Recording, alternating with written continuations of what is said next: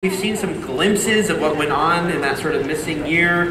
Do you think that, have they hinted at you that there's even more? Are there even more horrible things he was involved in? Well, without saying too much, yes, thank you.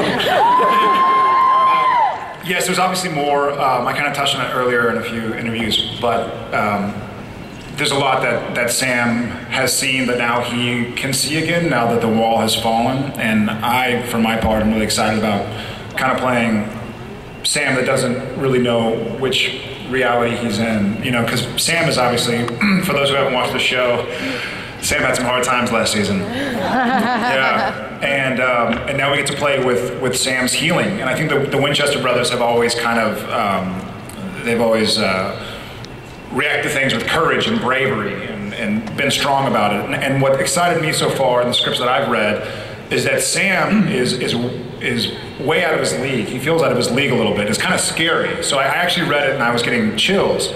And I was scared. I was really excited about making this show scary again. Oh yeah. And we get to see what can scare the Winchester boys. So we get to play with that. So I'm excited.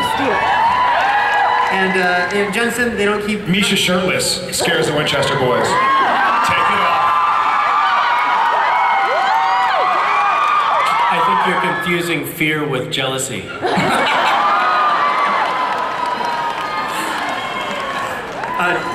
Jensen, things weren't actually, very happy for your character at the end of the last season either. Obviously you have a very big problem to deal with right now, which is Angel calling himself God.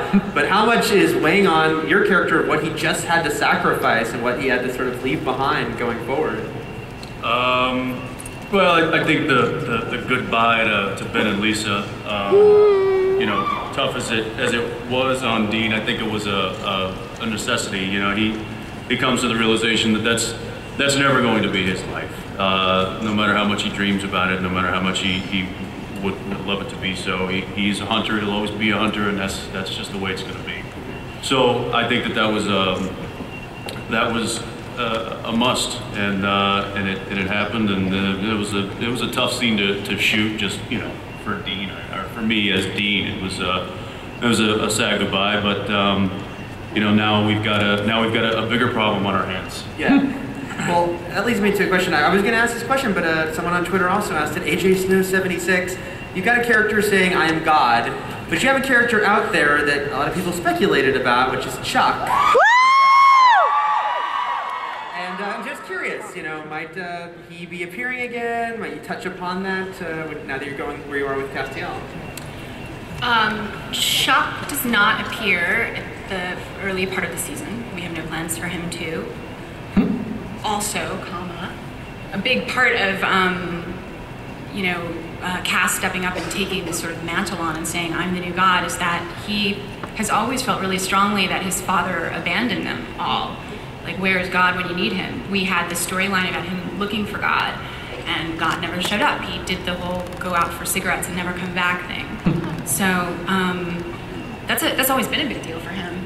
So one of the questions we asked ourselves was, well, you're God, what do you do? You're God, you get to be your dad. You thought your dad did a crappy job. What are you going to do differently?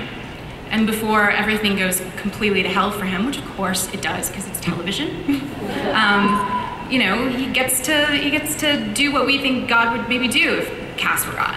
So that's been fun.